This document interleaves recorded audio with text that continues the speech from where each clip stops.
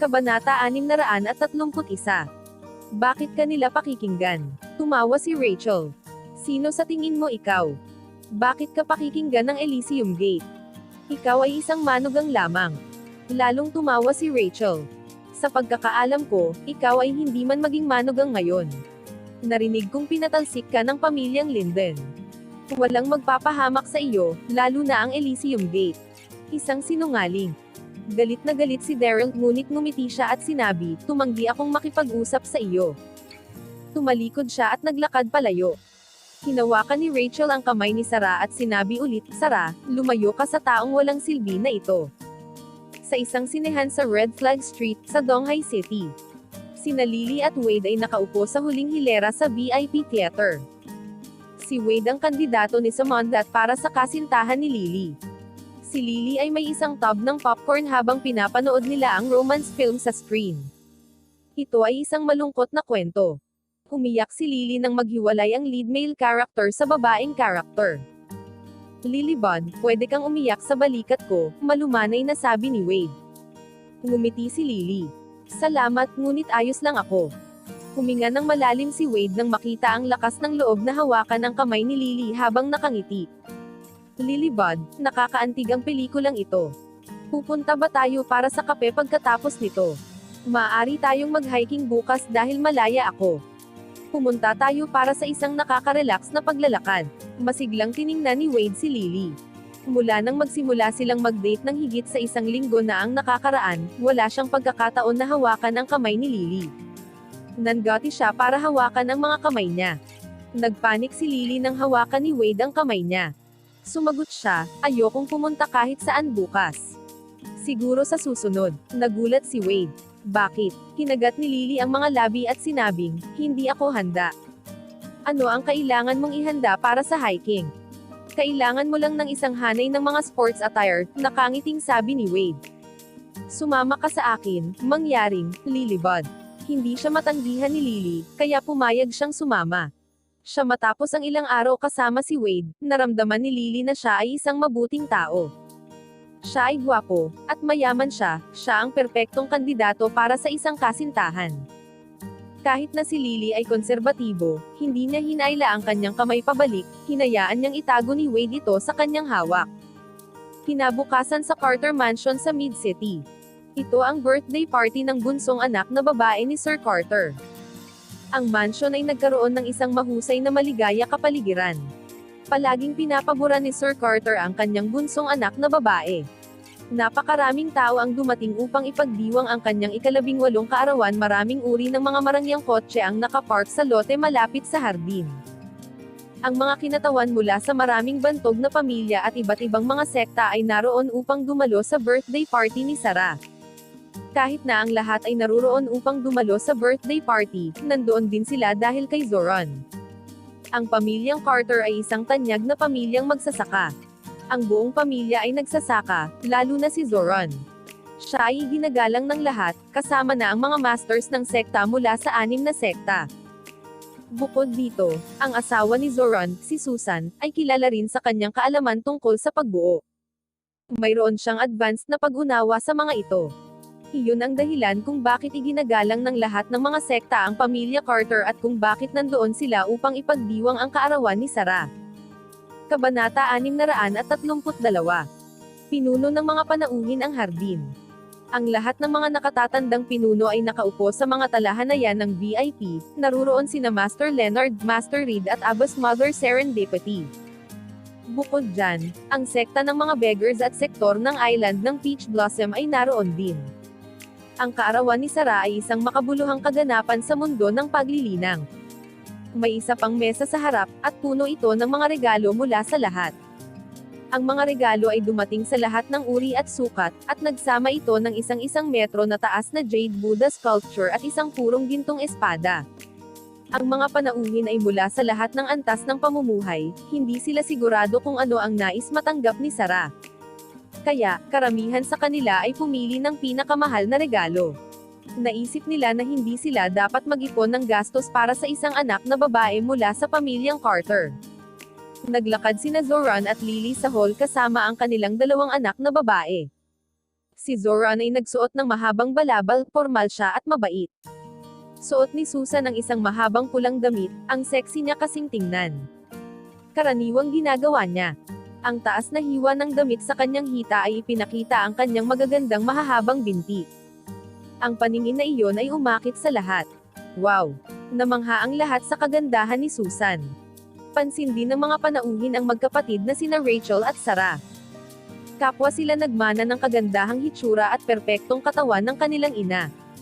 Ang hitsura nila ay masyadong maganda para sa kanilang edad. Wow! Napakaswerte ni Sir Carter.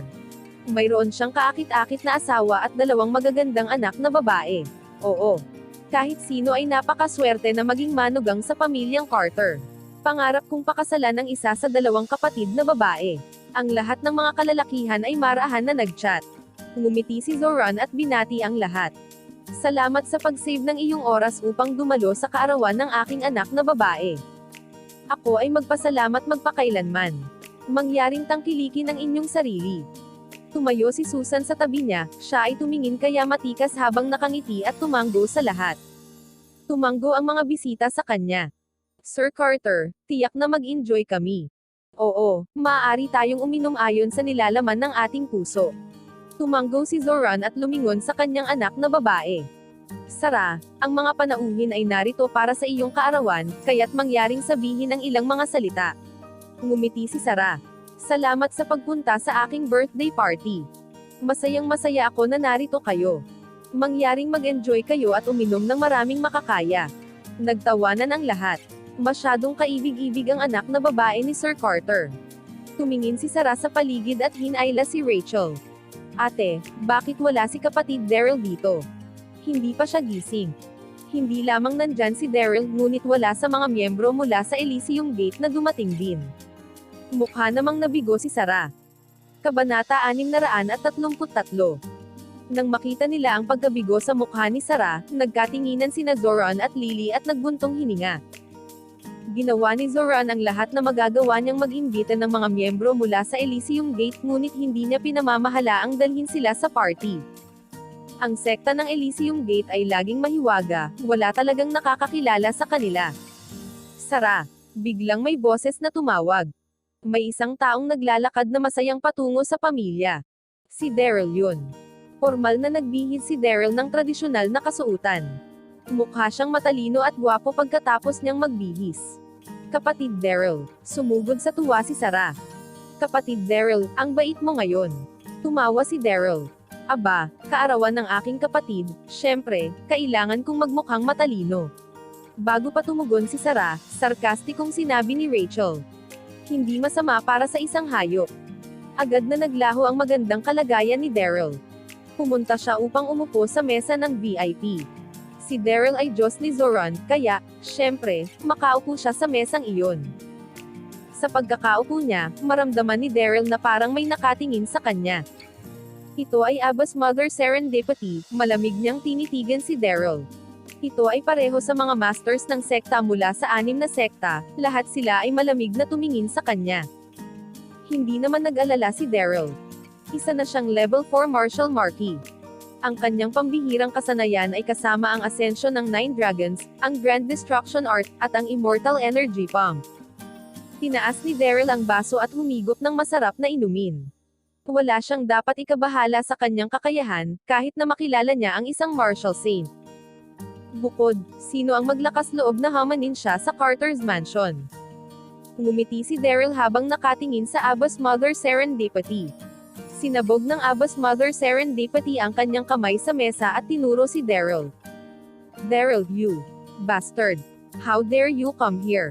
Ngumiti si Daryl. Ito ang tirahan ng aking ninong, bakit hindi ako narito? Napakunot ng noo ni Abba's mother Serendipity.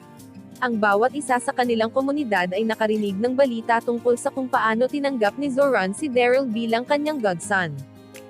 Sa makatuwid, lohikal para kay Daryl na naruroon. Paano makaupo ang bastardo na ito sa parehong mesa sa akin? Naisip ni Abba's ina. Galit na galit si Abba's mother Serendipity, malapit na niyang iguhit ang kanyang espada. Nararamdaman ni Zoran na parang may hindi tama. Ngumiti siya at sinabi, lahat ngayon ay kaarawan ng aking anak na babae.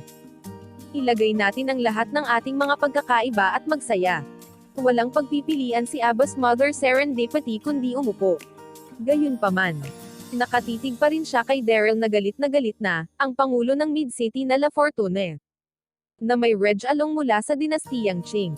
Ang isa sa mga tagapaglingkod ay inihayag habang maraming bisita ang dumating. Ang Red Blade Sect Master, na may reg along green level weapon isang asol na water sword. Ang pangulo ng Starry Entertainment Company. Na may reg along isang kristal na singsing na brilyante. Matapos ang halos isang oras, halos lahat ng mga panauhin ay dumating. Ngumiti si Zoran at inanunsyo, mahusay. Tangkilikin natin ang ating sarili ngayong gabi. Magsimula ang kapistahan. Kabanata 634.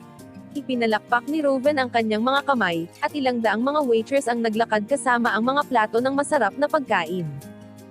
Hinahain ang mga pinggan, lahat sila ay marangyang pagpipilian sa pagkain ng Mid-City. Ang lahat ng mga panauhin ay namangha sa pagpili ang pamilyang Carter ay napakamapagbigay, ang bawat ulam ay madaling gastos sa kanila ng 10,000 pera. Tulad ng lahat na nagsimulang tangkilikin ang kanilang masarap na pagkain at inumin, isang tagapaglingkod ang nagpahayag mula sa pasukan. Elysium Gate Sect Master. Ano? Elysium Gate Sect Master. Gulat na gulat ang lahat ng tumingin sa pasukan. Gaano kausay ang pamilyang Carter na maimbitahan nila ang Elysium Gate Sect Master sa isang birthday party sa kanilang bahay. Ang Elysium Gate Sect Master, si Indomitable Darby, ay laging pinananatili ang kanyang mahiwagang pagkakakilanlan. Wala. Ni isa ang nakilala siya ng personal. Naghintay ang lahat upang makita kung sino siya. Natigilan si Daryl. Ano ang nangyari? Hindi maawat si Darby. Sino ang imposter? Galit na galit ang anim na sekta, ang Indomitable Darby ay gumamit ng weak poison upang makuha ang lahat sa kanila at pinahiya ang mga ito sa Wishang Star Tower. Hindi nila makakalimutan ang tungkol doon. Mahigpit na hinawakan ng lahat ang mga kamao habang hinihintay ang Indomitable Darby, lalo na sina Master Leonard at Abbas Mother Serendipity. Kapwa sila pinilit na dumaan sa isang seremonya ng kasal sa Wishang Star Tower. Nagkatinginan sina Zoran at Lily, medyo nagulat sila. Oh, huminga ng malalim si Zoran. Sinubukan niya ang kanyang makakaya upang anyayahin si Indomitable Darby sa pagdiriwang, ngunit nabigo siya. Bakit siya nandyan? Gayunpaman, ito ay isang masayang sorpresa. Bilisan mo. Pakanyayahan mo siyang pumasok. Si Sarah, na umupo sa tabi niya, ay halos tumalon ng buong tuwa. Indomitable Darby is here. Magaling ito. Nang sinabi sa kanya ni Susan na hindi nila naimbitahan ang kanyang bayani mula sa Elysium Gate, labis siyang nasiyahan tungkol dito. Akala niya ay nabigo siya. Upang makuha ang kanyang wish sa kaarawan. Hindi niya inaasahan na bibigyan siya ng sorpresa ng Diyos, si Inby ay dumating sa kanyang pagdiriwang. Si Indomitable Darby, ay dahan-daang lumakad patungo sa party. Siya ay nakadamit kung paano ang tunay na magbihis ng Durham Darby. Isang itim na balabal na hindi maipakita ang kanyang figure at isang gintong maskara upang maitago ang kanyang mukha. Si Indomitable Darby, ay dahan-daang lumakad kasama ang mga kamay sa likuran, mukha siyang somber. Ang pansin ng lahat ay nasa kanya. Tawa ng tawa si Daryl. Siya ay dapat na napakasikat na may isang taong subukan upang gayahin siya. Una si Yvette, at pagkatapos ay may ibang gumawa nito muli. Sa gayon, ang imposter ay gumawa ng isang mahusay na trabaho. Indomitable Darby, ang lahat ay nakatingin sa peking Indomitable Darby. Sumigaw si Master Leonard, Indomitable Darby, how dare you show your face here? You have captured and humiliated everyone at the Wishang Star Tower. Gusto naming maghiganti. Huminga ng malalim si Master Leonard. Dahil kaarawan ni Sarah ngayon, hindi ako magdudulot ng isang eksena. Hahusayin namin ito matapos ang pagdiriwang. Tumingin si Master Leonard kay Abbas Mother Serendipity. Itinoon niya ang kanyang matalim na mata sa peking Indomitable Darby. Ginaya ni Yvette si Indomitable Darby sa Wishang Star Tower, at pinilit niya ang Abbas Mother Serendipity na dumaan sa isang seremonya sa kasal, hinalikan pa siya nito sa pisngi. Galit na galit siya nang maisip ang halik. Nais niyang turuan siya ng isang aralin hanggang sa siya ay lumuhod at humingi ng kapatawaran. Kabanata 635. Bastard! Halos sumigaw si Abba's mother Serendipity. Tumawa ang peking indomitable Darby. Abba's mother Serendipity, ang halik at kahihiyan na dinanas mo at ng iba pang mga sekta sa Wishang Star Tower ay lahat ng hindi pagkakaunawaan. Hindi ko inaasahan na sina Master Leonard at Abba's mother Serendipity ay mananatili pa ring galit sa ito. Ang Abba's mother Serendipity ay nakaramdam ng panginginig sa kanyang gulugod. Bulsh asterisk T. Papatayin kita pagkatapos ng pagtatapos ng party. Pagkatapos siya ay bumalik sa kanyang upuan, galit pa rin siya. Tinitigan ni Daryl ang nagpapahiwatig, na usisa siya sa kanya. Ang binata ay talagang kamukha ng totoong indomitable Darby. Bakit niya gugustuhin na gayahin ang ibang pagkatao ni Daryl? Ano ang makukuha niya mula doon? Ang peking indomitable Darby, ay humingi ng paumanhin kay Zoran. Sir Carter, narinig ko na gusto mo akong anyayahin sa isang pagdiriwang, kaya narito ako. Sect Master Darby. Tumawa si Zoran. Si Sekta Master Darby, ang aking anak na si Sarah, ay isang tagahanga mo. Ito ay, hindi ka panipaniwala na narito ka. Oo, dagdag ni Susan, fan mo rin ako. Narinig ni Susan na ang indomitable Darby ni Elysium Gate ay isa ring master ng formations. Magaling kong turuan niya siya ng ilang mga bagong formasayon. Ang aking bayani. Tumatakbo sa kanya si Sarah na masaya, nais niyang yakapin ito. Tumayo si Daryl mula sa kanyang kinauupuan at pinahinto si Sarah. Tumingin siya sa imposter at ngumiti. Excuse me, you are really the Elysium Gate Sect Master. Sigurado ka na hindi ka isang imposter. Wow! Napatingin lahat kay Daryl nung sinabi niya yon. Bakit niya sasabihin ang ganyan? Daryl, naglakad si Susan papunta sa kanya at nag-aalala na sinabi, kalokohan. Ibig mong sabihin ay peke siya. Malamig na ngumiti si Daryl. Tita Susan, indomitable Darby and I have a great relationship, he is a close friend of mine. This is not him. Nagsimulang tumawa ang lahat. Sinabi ba ni Daryl na siya at si indomitable Darby ay matalik na magkaibigan? Paano ito magiging? Tita Susan, mangyaring itapon ang imposter na ito. Bumantong hininga si Daryl. Kinagat ng labi ni Susan at sinaway si Daryl, Derry, huwag kang maging bastos. Derry ay mahusay sa lahat ng mga aspeto. Gayunpaman, siya ay sobrang mayabang at mahilig magyabang. Paano niya malalaman ang indomitable Daryl? Matalik silang magkaibigan. Parang surreal ito, naisip ni Susan. Tumingin si Rachel kay Daryl.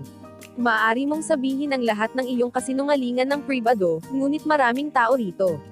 Pagkatapos ay kumuha si Rachel ng isang baso ng alak at sinablig ito sa mukha ni Daryl. Nakakaawa. Kahapon ng gabi, sinabi mo na maaari mong anyayahin si Henry B. Generals, ang 4 na warlords at ang 10 Heaven Masters. Nasaan na sila ngayon? Marahil ay hindi ka maaaring magsinungaling pa ngayon na narito na ang kanilang sect master. Galit na galit si Daryl. May mali ba kay Rachel? Saysabog na sana si Daryl, ngunit ang peking indomitable Darby, ay lumakad patungo sa kanila at sinabi, kung ako ang totoong indomitable Darby o hindi, hindi sa iyo ang magpapasya. Sino sa palagay mo ikaw? She asterisk T. Siya ay isang imposter at sa palagay ay naiisip niya na maipagmamalaki niya rito. Naisip ni Daryl. Magsasalita na sana si Daryl nang sumagot si Zoran. Daryl, bumalik sa iyong pwesto, mangyaring, huwag maging sanhi ng isang eksena. Napagpasyahan ni Daryl na huwag nang sabihin at bumalik sa pwesto niya. Naghintay siya upang makita kung ano ang gusto ng peking indomitable Darby. Ngumiti ang imposter kay Zoran. Sir Carter, nagmamadali akong dumating at kung kaya't hindi ako nagdala ng mahalagang regalo sa akin. Narito ang ilang mga barrels ng apricot na bulaklak na alak para sa iyo, inaasahan kong tatanggapin mo ang mga ito. Tapos pumalakpak siya. Ang ilang mga men in black ay lumakad papasok sa hall, bawat isa sa kanila ay nagdala ng isang bar aisles ng alak. Mayroong ilang putik sa ilalim ng mga barrels, at ang pulang label ay mukhang kupas. Malinaw na ang mga ito ay itinago ng higit sa ilang daang taon. Alam ng lahat na kung mas mahaba ang pag-iimbak ng alak, mas mahusay ang kalidad, lalo na ang apricot na bulaklak na alak. Ngumiti si Zoran. Salamat, Sect Master Daryl. Karangalan namin na mapunta ka ngayon. Paano ko tatanggapin ang mga alak na ito mula sa iyo? Habang nagsasalita sila, ang waitress ay nagsilbi sa lahat ng mga panauhin ng isang baso ng nasabing alak. Inimbitahan ni Zoran ang Peking Indomitable Darby, na umupo sa mesa ng VIP.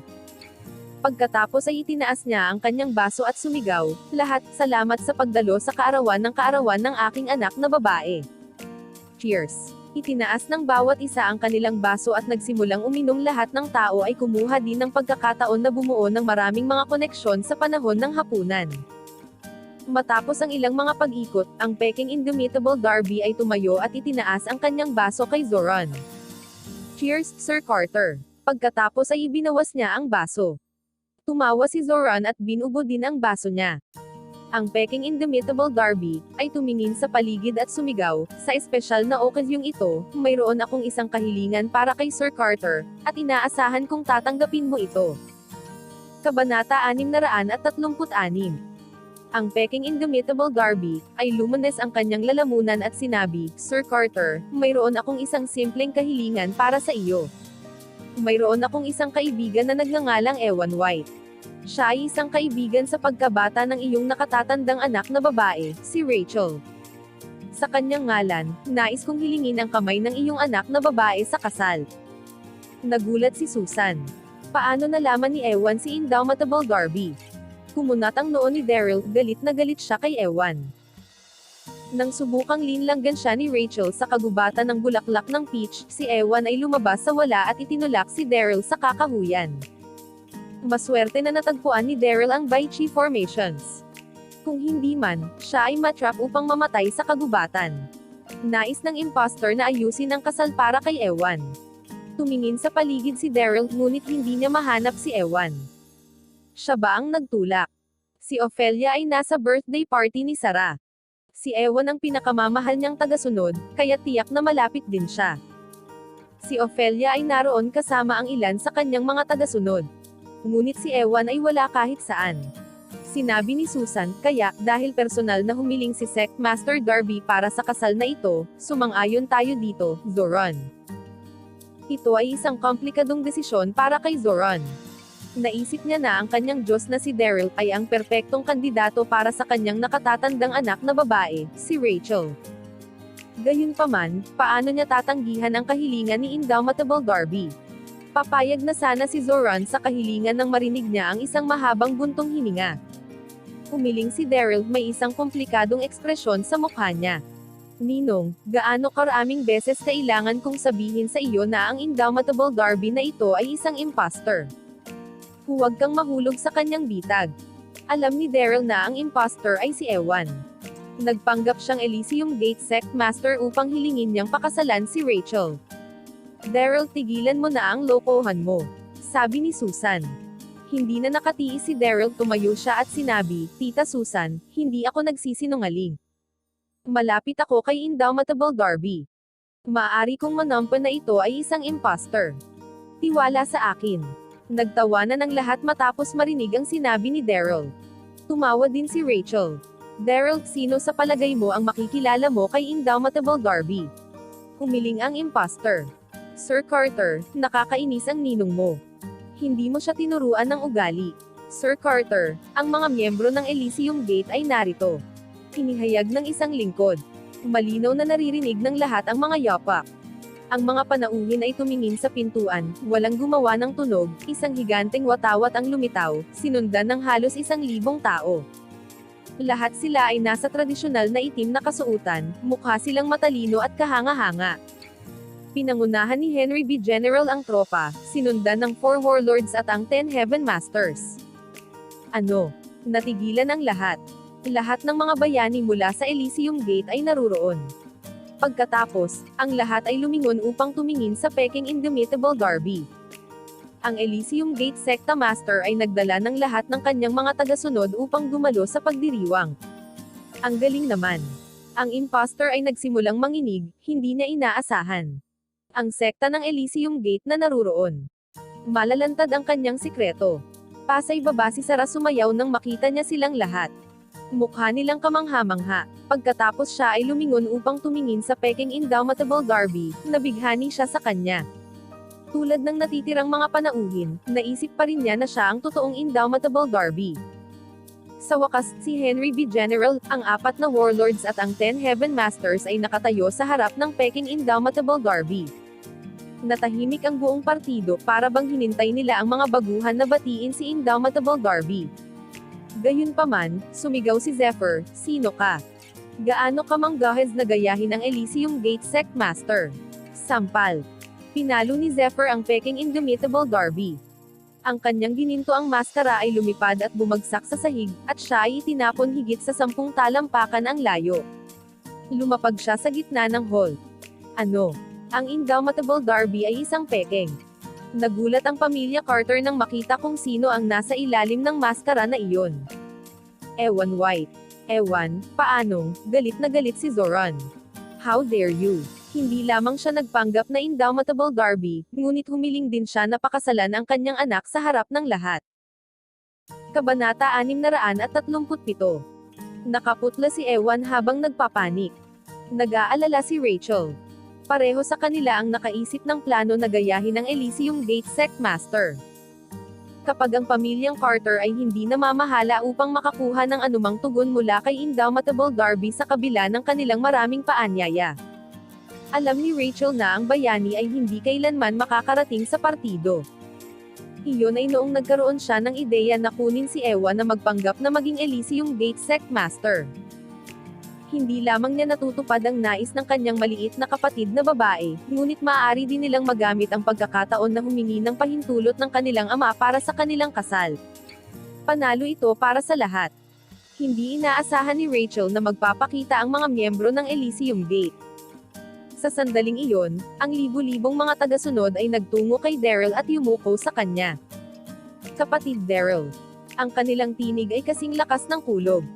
Nang magpadala ng mensahe si Daryl kay Zephyr na may kahilingan para sa kanya na maghanda ng isang regalo sa kaarawan, siya ay inutusan siya na huwag ibunyag ang kanyang pagkakakilanlan sa pagdiriwang.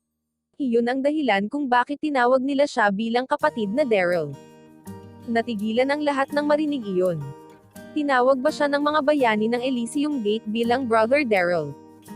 Namangha ang lahat. Lalo na sina Susan, Rachel at Sarah ay nabigla. Nagmamadaling tumanggo si Daryl habang sinabi niya kay Zephyr, "Mahusay, nandito kayong lahat.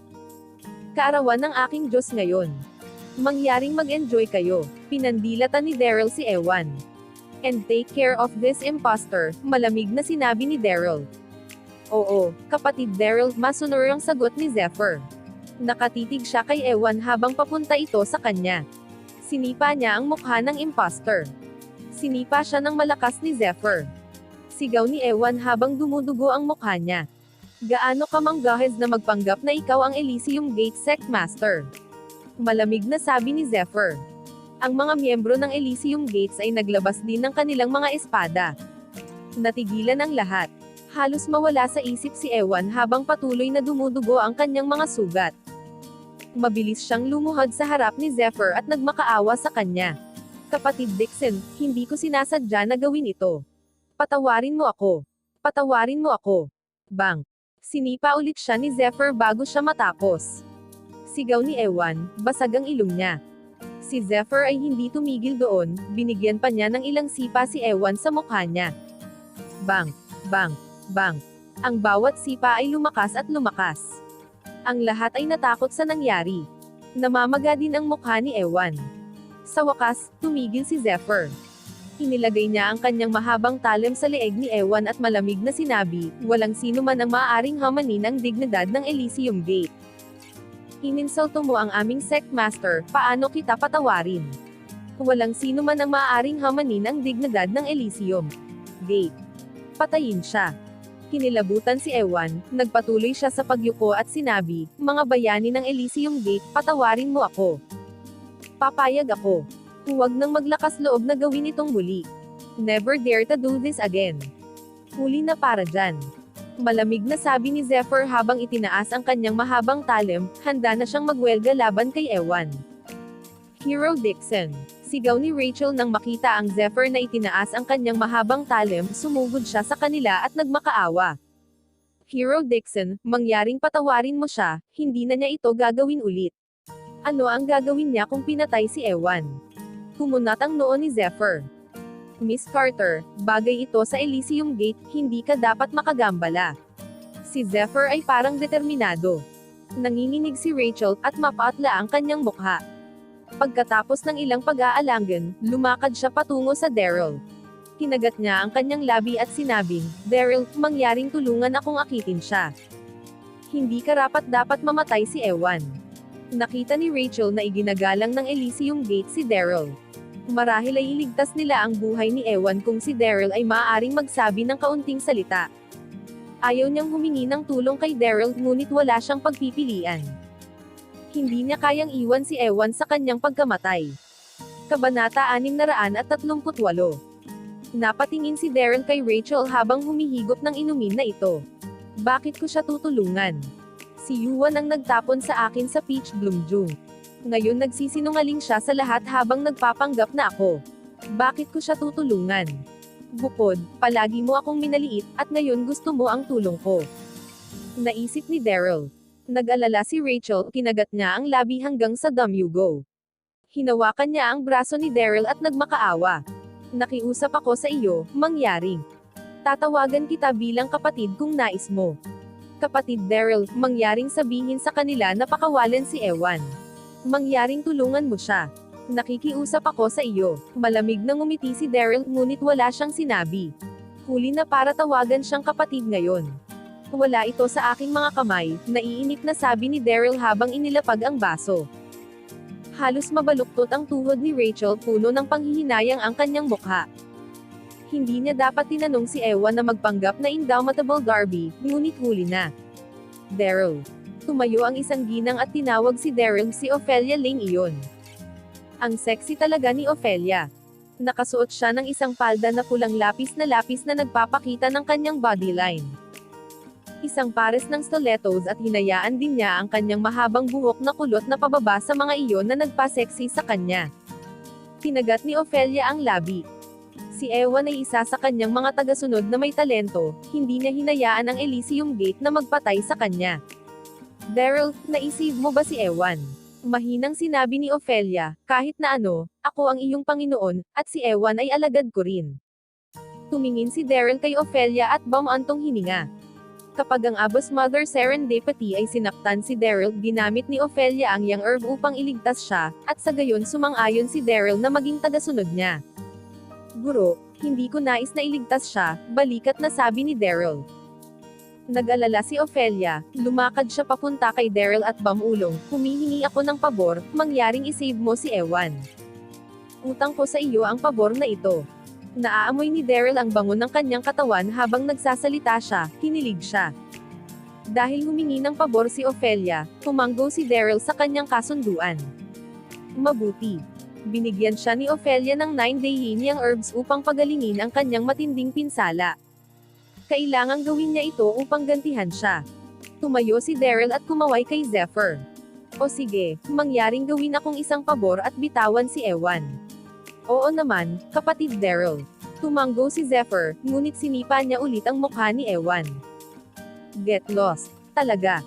Ang huling sipa ay some-iron ng ilang ngipin ni Ewan, at siya ay bumagsak sa sahig. Malamig na tiningnan ni Zephyr si Ewan. "Pinakawalan kita dahil hiniling sa akin ni Brother Daryl na gawin iyon. Kung maglakas loob ka na gayahin ang sinuman mula sa Elysium Gate muli, tiyak na papatayin kita."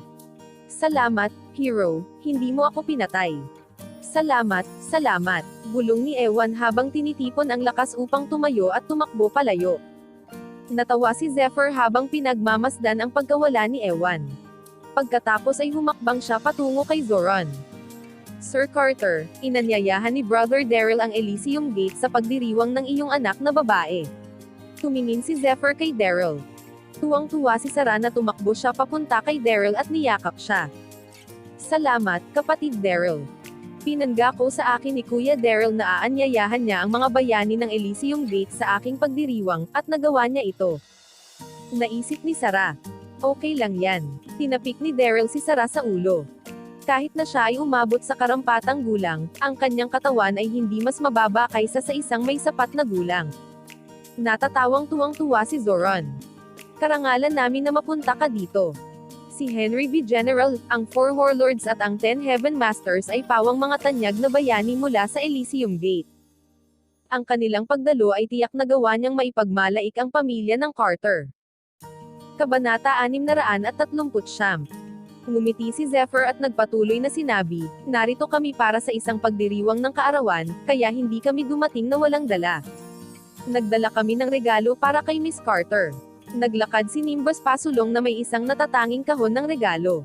Wow! Nagtataka ang lahat kung ano ang nasa kahon ng regalo.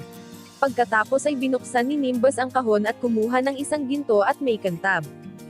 Ito ay isang gininto ang maskara. Ang gintong maskara ay simbolo ni Indomitable Darby. Maingat na ginawa ang maskara, na may nakaukit na mga dragon dito. Ang mga dragon ay parang lumulutang. Ang isinusuot ni Ewan ay laruan lamang. Ang ganda naman. Tuwang-tuwa si Sarah nang matanggap niya ang maskara, napahiya siya. Tumawa si Nimbus. Miss Sarah, iniutos ito ng aming sect master lalo na para sa iyo. Pareho ito ng isa sa kanya. Sinabi niya na ikaw ay maganda at mabait, at sa gayon, nararapat ding magkaroon ka ng parehong maskara. Tumingin sa paligid si Nimbus bago niya sinabi, ang Golden Mask ay simbolo ng pagkakakilanlan ng Elysium Gate Sect Master S. Kung sakaling nasa panganib ka, maaari mo itong dalhin sa Elysium Gate, at ang sino man sa aming mga miyembro ay sasain sa iyong serbisyo. Ang maskara ay katulad ng aming Sect Master. Ano? Maaari niyang gamitin ang maskara upang makontrol ang mga kasapi. Ang Elysium Gate ay lumago ng husto, mayroon na silang 10,000 mga miyembro. Napakahalaga ng Reg Along iyon. Namangha ang lahat, at kinainggit nila si Sarah. Tuwang-tuwa si Sarah na umiling ang kanyang boses. Ito ba? Totoo. Hawak niya ang maskara, ang ulo niya ay mabilis na umikot na halos himatayin siya. Nagkatinginan sina Zoran at Susan, gulat na gulat pa rin sila. Hindi pa nila nakilala ang Indomitable Darby, kaya hindi nila inaasahan na magiging mabait siya sa kanilang anak na babae. Maaring makontrol ng maskara ang mga miyembro ng Elysium Gate. Nanginginig si Zoran. Hindi ko alam kung paano gantihan ang kabutihang loob ni Sect Master Darby. Mangyaring umupo, ngumiti si Zephyr. Tama na, Sir Carter. Umiinom lang tayo, at pagkatapos ay aalis na tayo. Inilabas ni Zephyr ang baso sa harap niya at umalis kasama ang natitirang mga miyembro. Alam ni Zoran na ang Elysium Gate ay abala at kaya hindi niya sila hiniling na manatili sila. Nagpaalam siya sa kanilang lahat, at ipinagpatuloy ang pagdiriwang. Ang lahat ng iba pang mga panauhin ay nasisiyahan sa kanilang sarili habang umiinom at nagkakaroon ng bagong mga kaibigan. Ang pagdiriwang ay tumagal hanggang sa huli na ng gabi. Marami sa mga panauhin ang lasing, at ang ilan ay nakaupo pa rin sa ilalim ng mesa. Inimbitahan ni Zoran ang kanyang mga panauhin na manatili sa magdamag dahil ang araw ay huli na. Nagkaroon sila ng isang malaking mansion, at maraming silid para sa lahat. Sumang-ayon ang lahat, at tinulungan ng mga lingkod ang mga panauhin sa kanilang silid. Si Daryl ay walang imak nang mapagtanto niya na ang silid panauhin ng MA sekta ay nasa tabi niya. Hindi sana maglakas loob si Daryl na matulog sa silid na iyon dahil takot siya sa takot na papatayin siya ng Abba's Mother Serendipity. Gayunpaman, siya ay hindi na nag-aalala patungkol doon. Kabanata 640. Nang natapos ang pagdiriwang, ang araw ay madilim na, at ang buwan ay nagniningning sa kalangitan. Ang lahat ay nasa kanilang silid na upang magpahinga sa buong gabi. Habang si Daryl ay naglalakad patungo sa kanyang silid, narinig niya ang isang taong tumatawag sa kanya mula sa likuran nang dumaan siya sa hardin, kasunod ang klokang natunog ng stilettos. Paglingon niya at nakita niya si Susan. Mukha namang maganda si Susan ng gabing iyon. Bilang hostess ng party, uminom din siya ng kaunting inumin, at ang mukha niya ay madulas. Tita Susan, ano ang nangyayari? Tanong ni Daryl habang tumalikod para humarap sa kanya. Hinagat ni Labi ang labi at marahang sinabi, Derry, kailangan ko ng pabor mula sa iyo. Maaari mo ba akong ayusin upang makasalubong ko si Indomitable Darby? Hindi lamang si Sarah ang taong napahanga ni Indomitable Darby, nahimasmasan din si Susan. Nais niyang makilala si Indomitable Darby. Halos tumawa si Daryl. Ilan ang tagahanga niya? Si Fan ba ay Fan? Lumitaw na pinamamahala ang maayos ni Zephyr ang Elysium Gate. Si Daryl ay natuwa nang marinig iyon, ngumiti siya at sinabi, "Oo naman. Tatawag ako sa kanya at hilingin sa kanya na makipagkita sa iyo." "Mabuti naman." Ngumiti si Susan.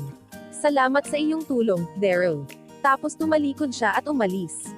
Tumawa si Derry. Dahil sumambo siya sa Indomitable Darby, bibigyan niya ito ng sorpresa.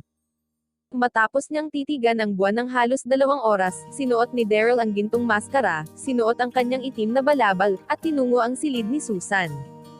Si Zoran ay kasama pa rin ng ilang mga dating kaibigan sa hall, at sa gayon, hindi siya bumalik sa silid. Halos hating gabi na. Ang ilaw sa silid ni Susan ay nakabukas pa rin. Si Susan ay nakatayo sa harap ng isang plate ng buhangin, gumamit siya ng ilang maliliit na kahoy na troso upang malutas ang isang pormasayon. Ang pormasayon ay masyadong komplikado, ito ay higit sa 1 buwan, at hindi pa niya ito malulutas. Isang manipis na layer ng pawis ang tumakip sa kanyang mukha siyang matikas sa ilalim ng ilaw. May kumatok sa pintuan niya. Gabi na ng gabi, kaya sino ito? Napakunot ang noo ni Susan at pumunta upang buksan ang pinto. Natigilan siya nang makita niya kung sino ang nandoon. Isang lalaki na nakasuot ng itim na balabal at gintong maskara ang tumayo sa pintuan. Sect Master Darby. Nagulat si Susan. Nakita niya ang mga nakaukit na dragon sa maskara, at mukhang totoong-totoo sila, ito ang totoong gininto ang maskara. Ito ay ang Elysium Gate Sect Master, Indomitable Darby. Si Daryl, na nasa pintuan, ay kitang-kita ang sorpresa sa mukha ni Susan.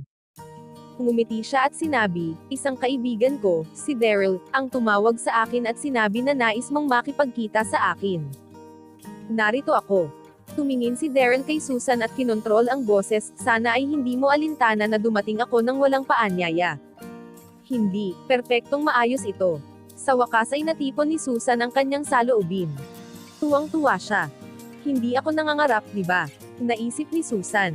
Nakita ni Daryl ang pagbuo sa buhangin at tinanong, "Ang pagbuo ng liryo ng snow." Gusto talaga ni Susan na mag-aral ng mga formation. Masayang tumanggo si Susan. "Alam mo ang tungkol sa pormasayon na ito." Narinig niya na ang Indomitable Darby ay dalubhasa sa mga pormasayon. Natalo din niya ang 10 villains na may formations. Gayunpaman, hindi niya inaasahan na ang kanyang kaalaman ay napakagaling na makilala niya ang pagbuo ng snow lily na may isang mabilis na pagtingin lamang. "Mayroon akong kaunting kaalaman tungkol dito," sabi ni Daryl habang naglalakad siya patungo sa plate ng buhangin. Ang pagbuo ng liryo ng snow ay nilikha ng isang sinaunang mandirigma, Zhugliang. Ito ay isang natatanging pormasayon, at mayroon itong 49 na uri ng mga pagbabago. Natuwa si Susan. "Alam mo ba ang pormasayon na ito? Maaari mo ba akong turuan, mangyari?" Tanong ni Susan. "Sana." Nakita lamang niya ang pagbuo sa ilang mga sinaunang manual. Sinubukan niyang malutas ito, ngunit 1 buwan na, at hindi niya ito nagawa. Ngumiti si Daryl habang kinuha ang isang maliit na kahoy na troso. Tapos nagsimula na siyang mag-demonstrate. Ang susi sa pagbuo na ito ay ang timog silangan na sulok. "Tingnan, kakailanganin mong gawin ito." Ibinahagi ni Daryl ang kanyang kaalaman tungkol sa snow lily. Pagbuo, pati na rin nagpakita ng paraan upang malutas. Sa maikling panahon lamang, naintindihan ni Susan ang kakanyahan ng pagbuo. Humanga siya. Sect Master Darby, ay 5/5.